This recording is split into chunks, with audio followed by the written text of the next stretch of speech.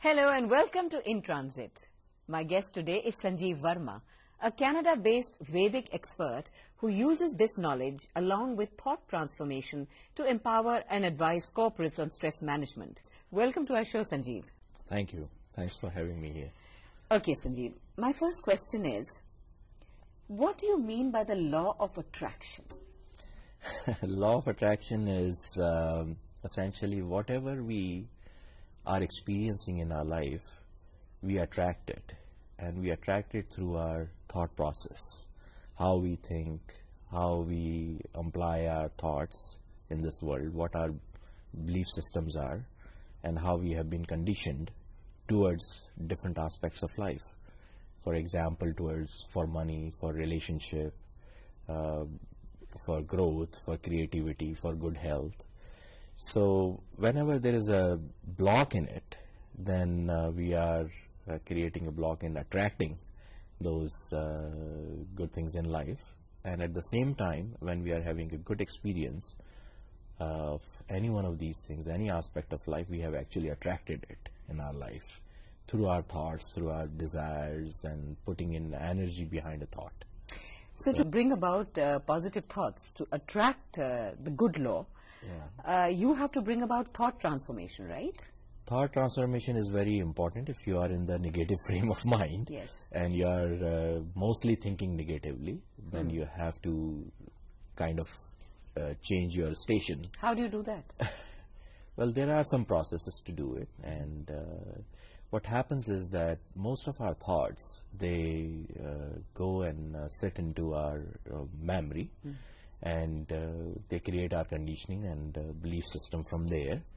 Whatever we have learned in our childhood through our exposure to the world, through our five senses, we have received a lot of information, and whatever we have experienced and been taught by the society, by teachers, by parents, by peers, all that makes us a package of conditionings.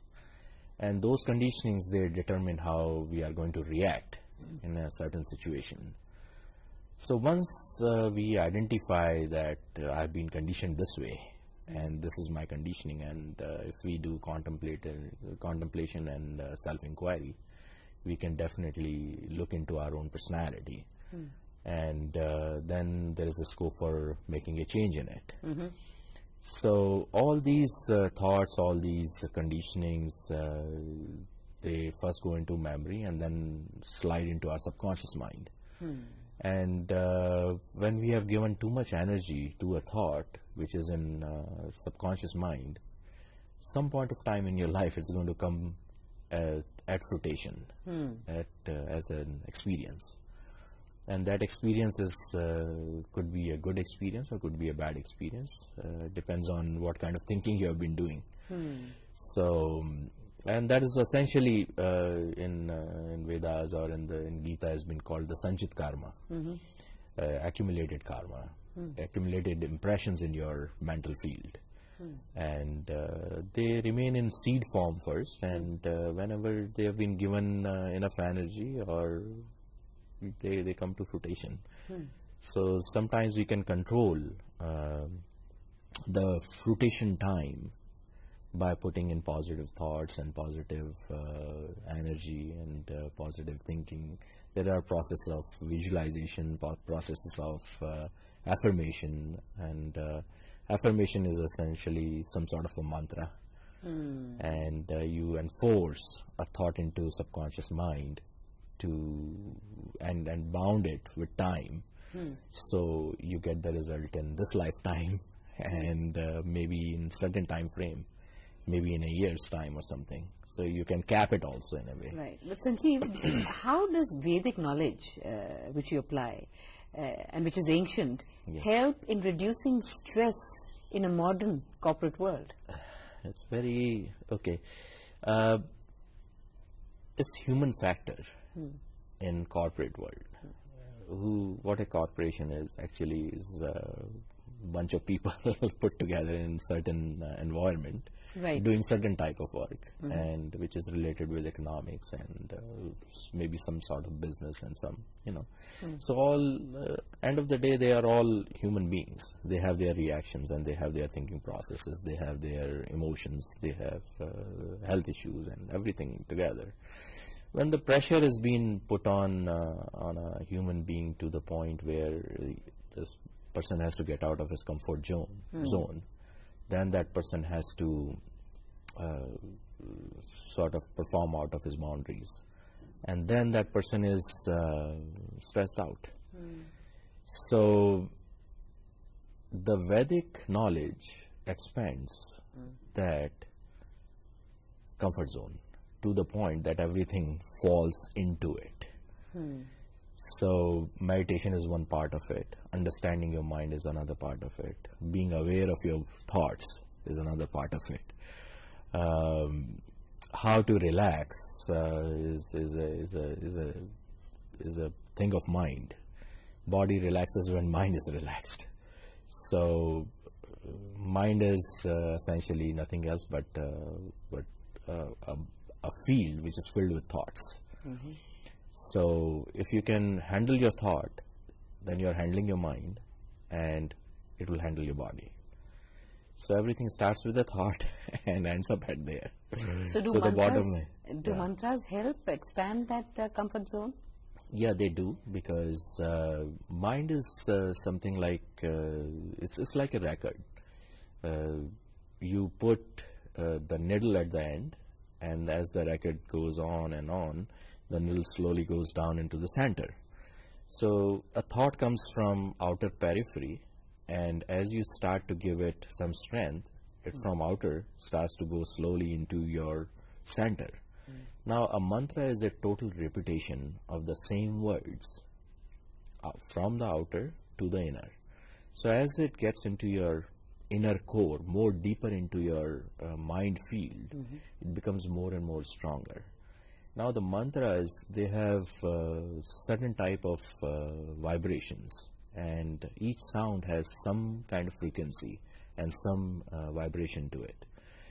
So it is a great research of our rishis that they pinpointed that these certain sounds have certain vibrations and certain frequencies which are extremely good for human mind and body.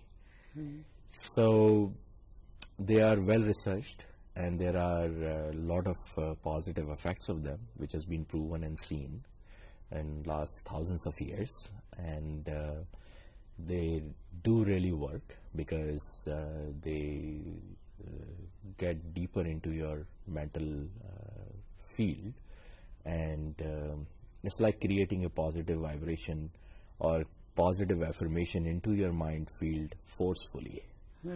Instead of letting your mind wander wherever it wants to, you focus it or channelize it into one direction through a mantra. So mantra is your channeling energy, which sort of, it's like you focus light and focus it really through a little glass. Then it can burn something. If you focus water, it can create electricity. If you focus air, it can create a hole in the wall. So it's the same thing. If you focus your mind and energy into this thing, it can become a very sharp weapon, in a way, if you want to use it that way. Right. You know, when you were talking to me about the kind of work you do, to me it also seemed that it included elements of modern psychology. Psychology is a science. Sure. You know, even now it's being debated, it's been debated for some time, that our rishis and our mantras have a scientific element to them. In fact, the Vedas, whatever, you know, it's probably less philosophy and more science. That's what's being discovered slowly. So how true, according to you, how true is that? And what has research in the West come to? What kind of a conclusion have they come to? Well, the advantage of today's modern science is that it can endorse the discoveries which were made by our rishis. and they have enough equipment now to prove that, okay, certain sound has certain kind of vibration or certain kind of frequency it is vibrating at, and it is going in the universe and hitting same frequencies or same vibrations somewhere there in the cosmic mind, and we all live in the cosmic mind, and what we generate through sound or through our mental thought vibrations, they go and look for the same in the universe because they are already existing there. We cannot have a thought which is already not out there in the universe. So they go out and connect with the same frequency, and the experience happens, and this is the experience we feel as a human being because we are the field of experience. Now, how modern science is connected with that in a way is... How is it validating it? Validating it is that they